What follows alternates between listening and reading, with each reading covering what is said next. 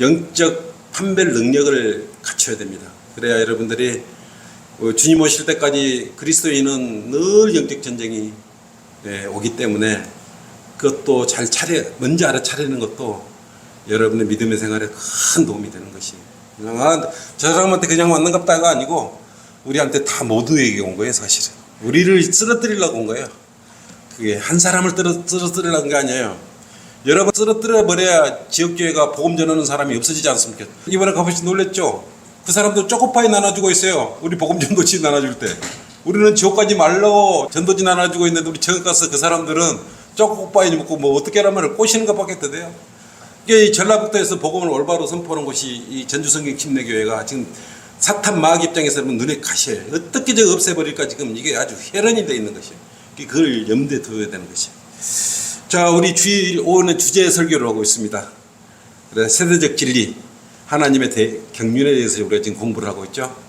마태복음 24장 32절 이스라엘의 비유에 대해서 지금 우리가 공부하고 있습니다. 이스라엘 나무에 대해서 공부하고 있죠. 마태복음 24장 32절 시작. 무화과 나무의 한 비유를 배우라. 그 가지가 유연해지고 잎이 나오면 여름이 가까운 줄 너희가 아나니, 이런 말입니다. 오늘 말씀의 주제는 이스라엘을 상징하는 무화과 나무에 대해서 함께 이 시간을 하도록 하겠습니다. 중요한 시간에 잘 하나라도 지역교회가 어떤 교회 가면 이걸 무화과 나무에 대해서 공부시켜줄 교회가 어디가 있어요? 아무도 없습니다. 우리 성경 침례 교회 이외에는 없습니다. 오늘의 말씀의 주제는 이스라엘을 상징하는 무화과 나무에 대해서 함께 하도록 하겠습니다.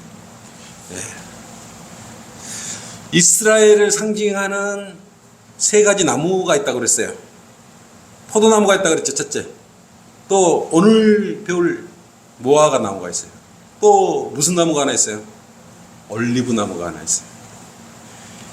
이 세 나무가 왜 이스라엘을 상징하는데 적합하다 그랬어요?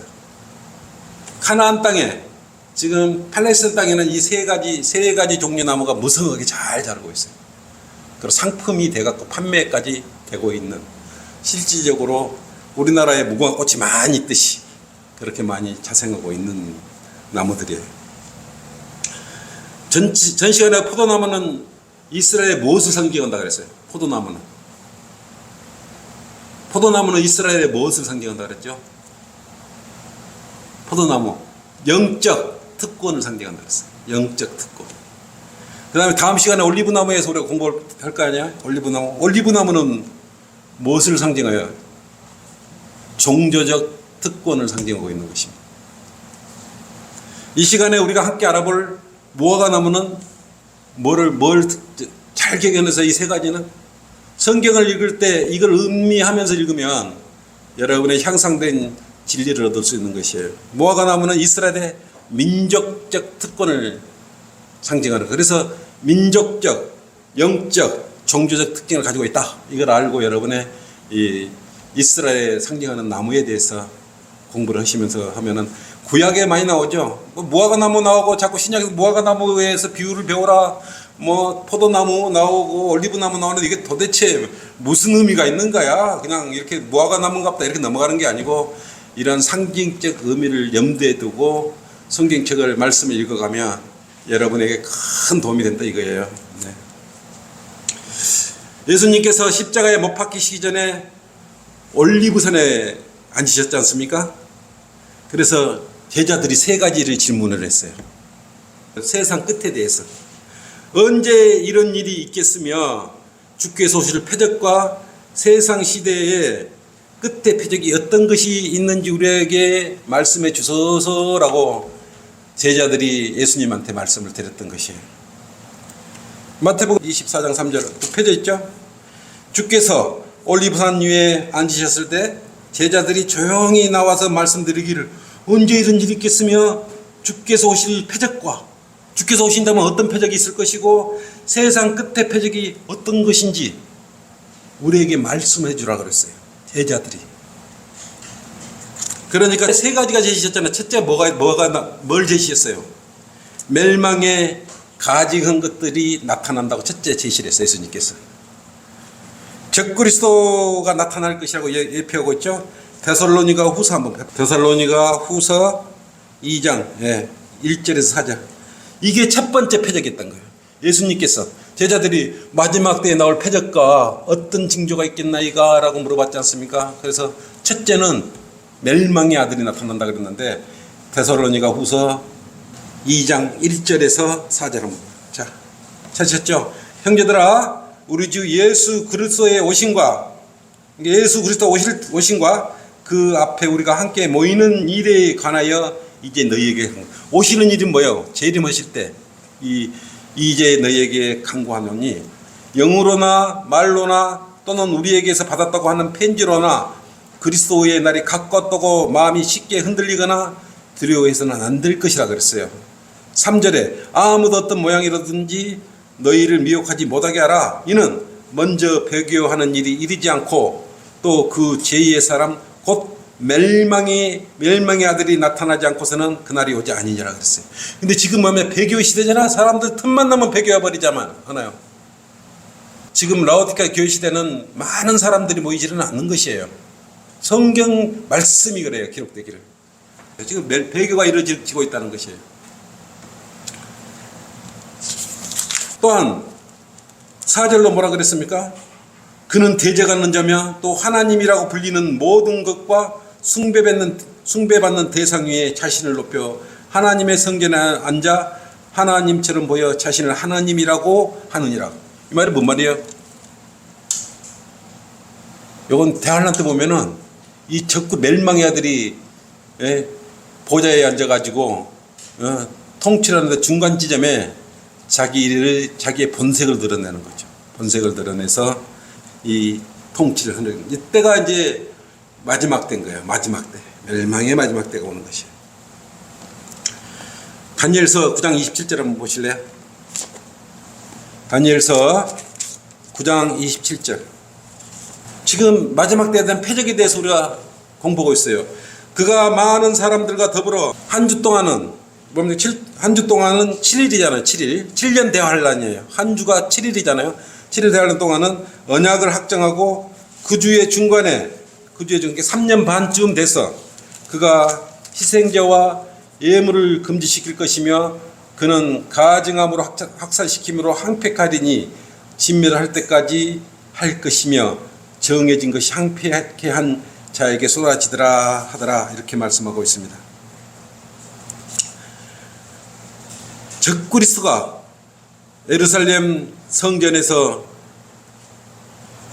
마지막 때 이렇게 나타날 것입니다. 이때 되면 뭡니까? 그래서 마지막 때 예루살렘이 서로 제3성전이라고 그랬죠. 건축이 되면 멸망에 가증한 것이 다 거기에 설 것이에요. 그럼 그때 마지막 때 이 표적연도 있게 예수님께서 직접 말씀하고 계셨던 것이에요. 또 두 번째 표적을 제시해줬는데 인자의 표적은 또 뭐예요? 구름이었잖아요. 구름을 타고 오는 것이잖아요.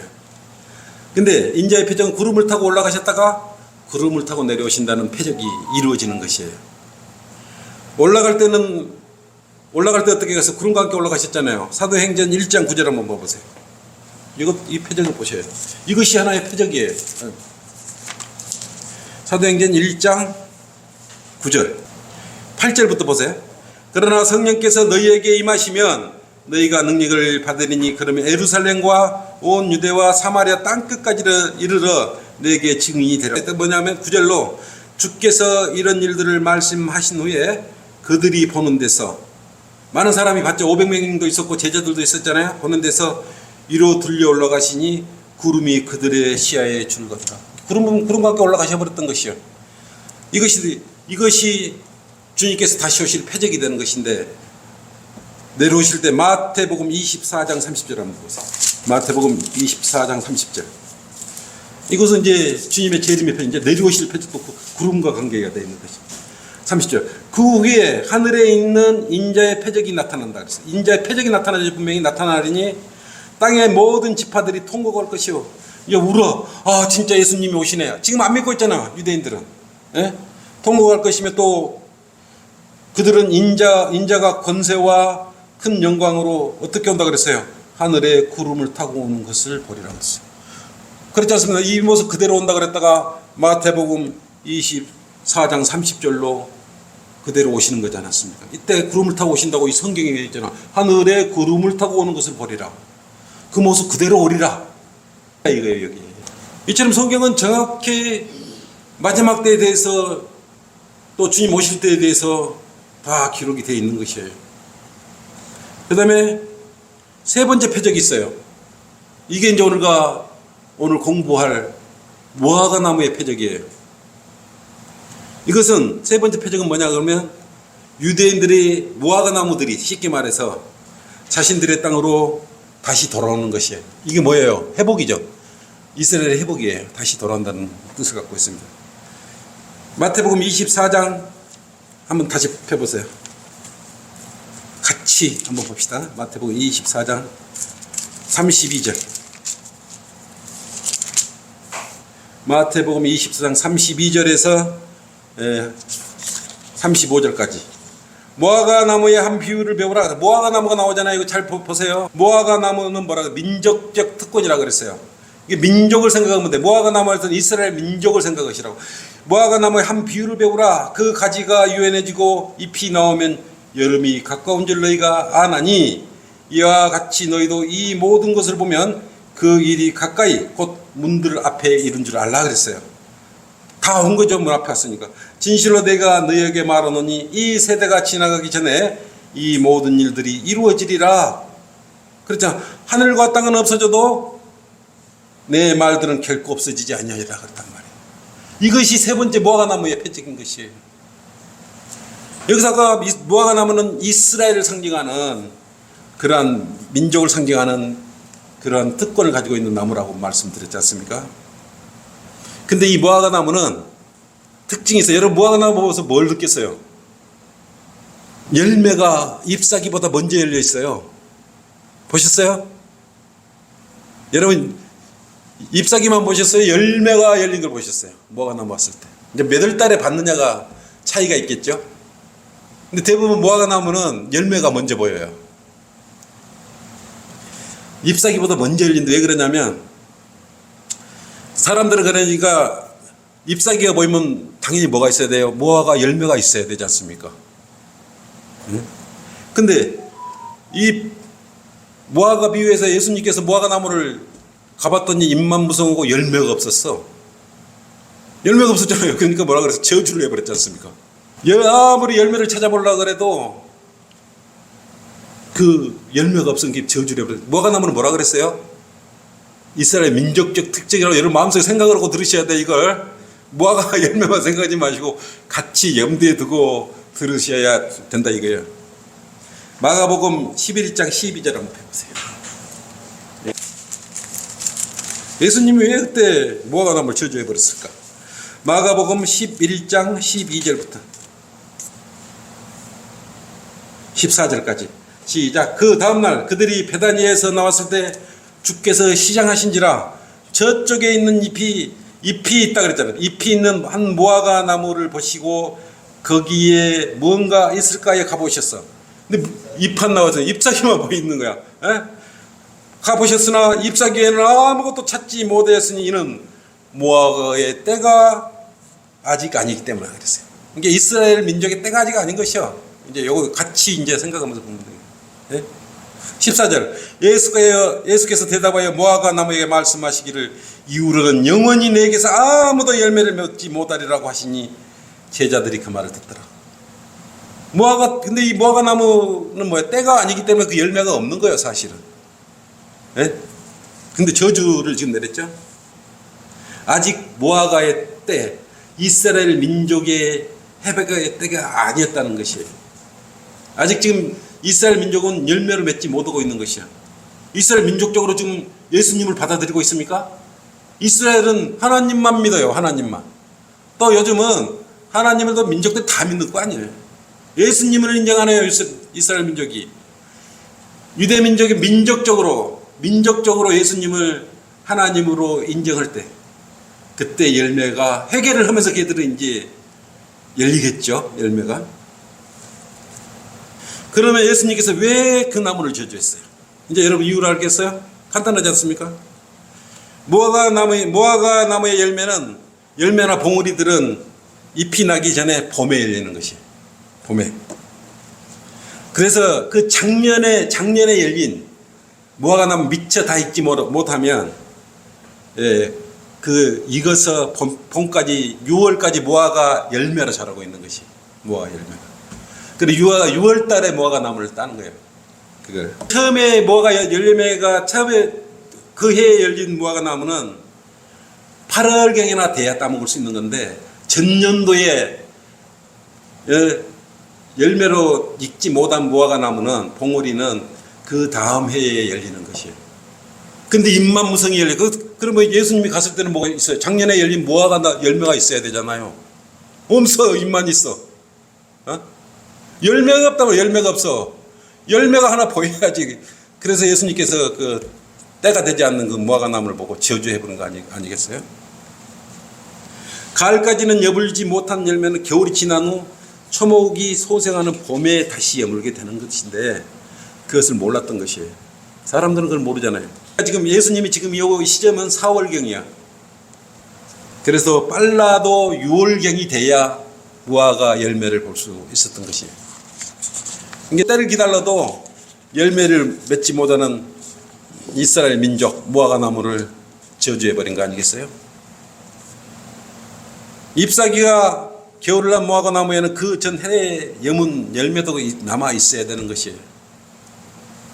그래서 그걸 알고 계신 예수님은 무화과 나무의 잎사귀를 보시고 그 전 해에 맺은 열매들을 얻을 수 있으라고 혹시 있냐고 가봤더니 없으니까 저주하신 거 아니겠어요?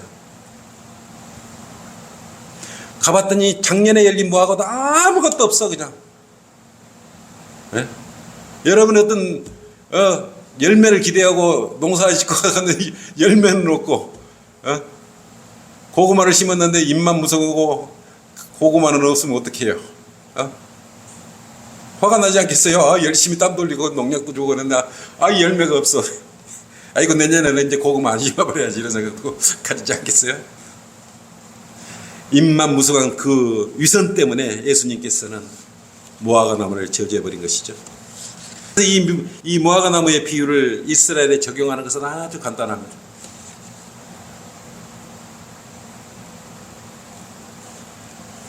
이 무화과 나무 잎만 무성한 이들은 뭐예요? 우리 성경에서는 바리새인들과 같은 사람들, 바리새인들. 저주를 해버렸지 않습니까? 마태복음 23장 한번 보세요. 마태복음 23장. 그때 예수께서 무리와 제자들에게 일러 말씀하여 서기관들과 바리새인들이 모세의 자리에 앉아 있으니 그들이 너희에게 지키라고 한 모든 것 지키라고 행하라. 그러나 그들의 행위는 본받지 말라 그랬어요. 이는 그들이 말만 하고 행하지 않는 것이에요. 얘들이. 33절 한번 볼까요? 쭉 넘겨가지고. 하도 이제 이 바리새인들, 유대민족, 이스라엘 민족은 이 겉모습만 하려고 열매도 없는 게 뭐라 그랬어요? 33절을 너희 뱀들아 독사들의 세대야 어떻게 너희가 지옥의 저주에서 피할 수 있겠나 이렇게 저주까지 내려버렸어요. 입만 무서워 입으로만 하나님 섬긴다 그러고 형식적으로 교회 다니고 형식적으로 예배 드린다고 이런 바리새인들 거룩한 체거는 겉모습만 해칠한 무덤들 여기다 저주를 내려본 것이 이게 무화과 나무 아니겠습니까? 우리는 열매 맺지 않는 무화과 나무의 비유를 통해서 이스라엘의 또 다른 모습을 볼 수 있지 않습니까? 누가복음 13장 이건 한번 우리가 잘 음미를 해보자고. 누가복음 13장 한번 펼쳐보세요. 누가복음 13장 같이 읽고 무엇을 의미한지 여러분들이 한번 같이 생각을 해요. 여러분은 어떻게 생각하고 있어요? 이거 누가복음 13장 6절부터 한번 볼게요. 여기서 나오는 무화과 나무 비유인데 무화과 나무는 뭐라 이스라엘 민족을 비운다 그랬지 않습니까? 누가복음 13장 6절에서 9절 같이 읽고 마음속으로 무엇을 상징하는지 무엇을 의미하는지 한번 알아보라고 보시라고. 누가복음 13장 6절에서 9절까지 시작. 주께서는 또 이런 비유를 말씀하시더라. 어떤 사람이 자기 포도원에 무화과 나무 한 그루를 심은 후에 와서 그 나무에서 열매를 찾았으나 아무것도 얻지 못한지라. 그가 포도원지기에게 말하기를 보라 2-3년 동안 내가 와서 이 무화과 나무에서 열매를 찾으나 얻지 못하니 잘라버리라.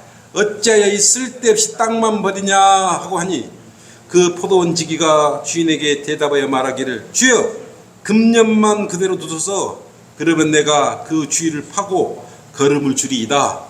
9절로 만일 열매를 맺으면 좋거니와 맺지 아니하면 그때는 잘라버리소서라고 하였노라고 하시더라. 여러분 뭘 느낄 수 있는, 여러분 뭔가 좀 있는 것 같죠? 이걸 이스라엘 무화과 나무 비유예요 이게. 예? 무화과 나무는 유대민족을 가리킨다고 분명히 말씀했단 말이에요. 포도원에 포도나무가 심겨졌듯 유대민족은 어떻게 해요? 팔레스타인 땅에 심겨졌는데 어디 포도나무를 뽑아가지고 팔레스타인에 심어놓은 거예요. 이집트 땅에 노예로 살고 있는 너무 땅에 심겨져 있는 그 포도나무를 뽑아가지고 가나안 땅 팔레스타인 땅에 지금 심어놓은 거예요. 그게 이스라엘 민족 아니겠어요? 하나님께서는 그의 아들 예수님의 인격으로 오셔서 약 3년 동안 이 땅 위에서 공생애를 했지 않습니까? 그런데 3년 동안 이 유대민족 땅에 와서 했었어. 공생애를 하고 막 죽은 자들도 치료하고 물로 포도주도 만들고 병자들도 고치고 많은 이적과 기적도 행해졌어. 이적과 기적과 표적은 이스라엘 민족을 위해서 한 거예요. 그 사람들은 그런 걸 보지 않으면 믿지를 않아. 우리는 그냥 예수님께서 십자가 피를 죽고 다시 살아나신 그 사실을 믿음으로써 예수님을 믿어버리잖아요. 하나님을 믿어버리잖아요. 근데 유대민족들은 이적과 표적이 없으면 믿지를 않아. 그래서 이런 이적과 표적을 그렇게 많이 3년 동안 해줬는데도 결국은 뭐까지 당했어요? 십자가에 죽임까지 당해버린 거예요. 이게. 이 민족적으로 이 난리를 친 거예요. 이게 유대민족들이. 열매란 거에 아무것도 없는 거예요. 무화과 열매가 어디가 있어요? 대래 열매가 아니고 이게 예수님께서는 이걸 알고 저주를 내려버린 것이요. 그래서 그 나무를 찍어버리기로 결심한 찍어내버리기로 결심한 거 아니겠어요? 포도원으로부터 민족을 제거하시기 시작하신 거예요. 근데 그때 즉시 제거를 시키지 않으셨어. 왜냐하면 33년 동안 은혜의 기간이 있지 않습니까? 그러니까 예수님의 이 땅에 오셔가지고 그 다음에 플러스 40년의 시간을 또 주셔서 그래서 70년 동안도 열매가 없어. 그래서 뭐라 AD 70년에 도끼를 들고 이스라엘 땅에 왔어요. 그걸 찍어내버리려고. 누가 왔어요? AD 70년에 로마 티투스 장군이 와갖고 다 찍어내버렸지 않습니까? 성전도 불살라버리고 돌 하나 돌 남지 않게 싹 다 이스라엘 민족들을 다 흩어버렸던 것이. 티투스 장군에 의해서 그 예루살렘이 그래서 점령당해버렸던 거 아니겠어요? 그래서 무화과 나무인 이스라엘을 찍혀서 포도원 밖으로 던져져 버린 거예요. 지금 상황. 그때 무화과 나무가 뿌리채 뽑혀가 던져진 건 아니었어요. 예수님께서 그래도 이스라엘 민족을 무화과 나무에 뭘 놔뒀어요? 뿌리는 놔뒀어. 뿌리. 나무만 다 찍어가지고 AD 70년대 다. 그래서 그 전 세계를 유랑을 하게 되지 않습니까? 뽑혀가지고. 저주란 건 주님의 저주는 이처럼 무서운 거예요. 누가복음 3장 7절로 9절에 그랬지 않습니까? 7절 그때 그가 자기에게 침례를 받으러 나오는 무리에게 말하기를 오 독사들의 세대야 누가 너희에게 다가오는 침례에서 피하라고 권고하느냐 이렇게 말씀하셨어요. 9절로 또한 도끼가 이미 나무 뿌리에 놓여 있으니 나무 뿌리에 놓여 있어 뿌리를 아직 파버린 건 아니었지 않습니까? 그러므로 좋은 열매를 맺지 못하는 나무보다 찍혀 불속에 던져지리라 그랬어요. 그래서 아직 이스라엘 민족은 뿌리까지는 뽑혀지지 않고 있는 것이에요. 예수님을 십자가에 못 박히고 그래도 주님께서 저주만 내렸지 뿌리까지는 저주를 안 내렸던 것이에요. 그리고 2000년 동안 온 세계를 유랑하고 다니셨습니다. 근데 그 참 하나님의 은혜가 들어가 놓으니까 받아놓은 민족이라 그들 언어를 잃어버리지 않고 있어요. 그래서 우리는 무화과 나무 비유해서 볼 때 뿌리로부터 새롭게 무화과 나무가 다시 돋아난다는 것을 묵시적으로 알 수 있지 않습니까? 그 이면의 생각을 해보면 마태복음 4장 32절에 무화과 나무의 한 비유를 배우라 그랬지 않습니까? 무화과 나무 가지가 유연해지고 잎이 나오면 여름이 가까운 줄 너희가 안다 그랬지 않습니까? 이와 같이 너희도 이 모든 것을 보면 그 일이 가까이 곧 문 앞에 이른 줄을 알라 그랬어요. 이것이 무화과 나무의 표적이에요. 이 시대가 지나가기 전에 다 이루어진다 그랬습니다. 자, 지금 이스라엘 어떻게 되어 있습니까? 예? 무화과 나무에서 연한 잎이 난다 그랬는데 그때면 마지막 때가 온 줄 알아라 그랬는데 지금 무화과 나무에서 유연한 잎이 올라왔어요? 안 올라왔어요? 올라왔어요? 1948년도에 올라와 버렸어요. 이미 올라왔어요. 무화과나무 비유해서. 근데 우리가 그렇게 지금 이 마지막 때에 와 있는 거 그걸 모르는 거. 이게 이 성경 공부를 하면 이때가 지금 우리가 얼마나 이 주님께서 우리 불러주신 마지막 때에 와 있는 것을 알 수 있는 것이에요. 이미 1948년 이스라엘 민족이 회복이 되면 유엔은 무화과 나무가 민족적으로 돋아났지 않습니까? 그런데 이스라엘 민족은 무화과 나무만 사는 게 민족적으로 한꺼번에 벌을 해요. 그때 왜? 자기들이 인정하는 예수님께서 구름을 타고 다시 오는 재림은 통곡을 할 거 아니에요. 진짜 하나님인데 우리가 예수님을 죽였구나. 십자가에 못 박혀 죽었구나. 이제 그때 깨닫는 것이요. 지금 눈을 가려버렸지 않습니까? 죄를 우리 자손에게 돌리셔서 그 결과가 이 난리가 난 게 말을 함부로 하면 이렇게 되는 것이에요. 그래서 우리가 1948년에 무화과 잎이 유연한 민족적으로 지금 회복이 되고 있는 것이. 근데 이럴 시간이 어디가 있어요? 성전 세 산을 딱 지어치면 이제 멸망의 아들 가증한 것이 그에 서는 걸 보면 이제 우리는 그건 안 보겠죠. 여러분들은 그걸 안 보죠. 대환란을 가는 유대 민족들은 보지 않습니까? 우리는 그 대환란 직전에 교회 여러분 교회잖아요. 희고대에 올라가 버려요. 7년 동안. 그러면 이제 그 안에 들어가서 이제 이걸 다 보는 거예요. 예수님이 진짜 구름 타고 오시네. 얼마나 많은 눈물을 흘리고 원통해 하겠습니까? 무화과 나무는 다시 결국은 소생해요. 시온주의가 지금 행행하고 있지 않습니까? 반유대주의에서 잎사귀를 내는 무화과 나무의 지금 모습을 보이고 있는 것이에요. 시온주의가 뭡니까? 시온주의. 시온의 영광, 시온주의가 뭐예요? 유대인들이 그들의 땅으로 다시 돌아와 유대 국가를 재건하고자 하는 그런 염원, 일념을 말하는 것이에요.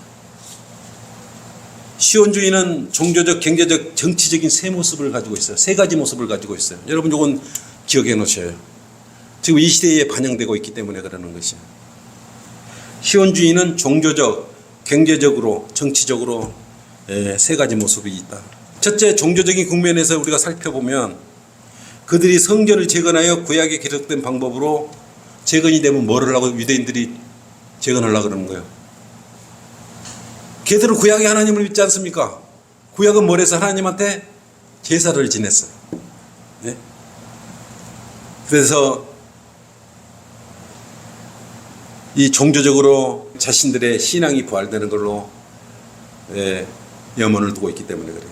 그 다음에 두 번째, 경제적인 국면에서 바라다 보면 지금 그들은 경제적으로 러시아나 여러 나라에서 박해를 받고 있지 않습니까? 각 나라별로 흩어져 가지고 뭐 미국이나 여러 유대인들은 이제 자기 나라 팔레스타인 유대 땅으로 들어와서 영원히 평안하니 지금 안식을 갖는 게 염원이에요. 성경에 기록된 게 있고요. 네? 유대 민족들은 마지막에 역대기 하에서 끝나요? 유대인의 역사는 역대기 하에 끝나지 않습니까? 세 번째, 왕국을 다시 세우고자 하는 그런 염원이 있어요. 그들은, 유대인들은. 반유대주의란 유대인의 인구수와 간섭으로 자국의 위협을 받는 나라들이 유대인을 몰아내고자 하는 그런 운동이 지금 여기저기서 벌어지고 있는 것이에요. 유대인들은 똑똑하니까 어디 가면은 다 몰아내려고 그러는 것이에요. 어디 가면 다 위에 쓰지 않습니까? 우리 한국 사람들 똑똑하다고 말은 합니다만. 이스라엘이 이집트에 겪은 것은 앞으로 일어날 에레미야 선지자가 말한 야곱의 고난 때의 그림자예요. 야곱의 고난 때가 이스라엘 마지막 한 주에 7년 대환란을 말하는 것이죠. 7년 대환란을 여러분 안 들어갑니다. 그때가 되면 하나님은 그들의 목에서 멍에를 꺾으시고 그들이 맨 줄을 끊어주심으로써 이제 다시는 이방인들이 유대인들을 올가매지 못하도록 할 것이에요. 그것이 에레미야 30장 14절에서 8절로 그렇게 말씀하고 있습니다. 이 두 가지 표적, 시오니즘과 반유대주의는 점점 지금 더 뚜렷해지고 있어요. 봄의 나무에 싹이 나는 것처럼 무화과 나무에서 지금 잎이 다시 나려고 그러고 있는 것이에요. 이제 이것이 여름이 갖고 온 증거예요. 네? 즉 주님의 재림이 다 여러분 앞에 왔다는 것이에요. 여기서 지금 여러분 이름 불러버려도 이미 지났잖아요. 1900살 지났지 않습니까? 이처럼 무화과 나무는 무엇을 특징한다 그랬습니까? 이스라엘 민족적 특권을 상징한다. 이것은 오늘 공부를 통해서 알아야 돼요. 그래서 지금요 오늘 공부를 보면 민족적으로 이렇게 다시 회개도 해야 된다는 것. 민족적으로 패망을 했고 민족적으로 다시 회개도 할 것이에요. 이처럼 무화과 나무를 보면서 민족적 특권을 우리가 알 수 있는 것입니다. 마태복음 24장 한번 찾아보시죠. 이걸로 마무리할게요. 마태복음 24장 아까 한번 우리가 찾아봤죠? 이게 24장 33절.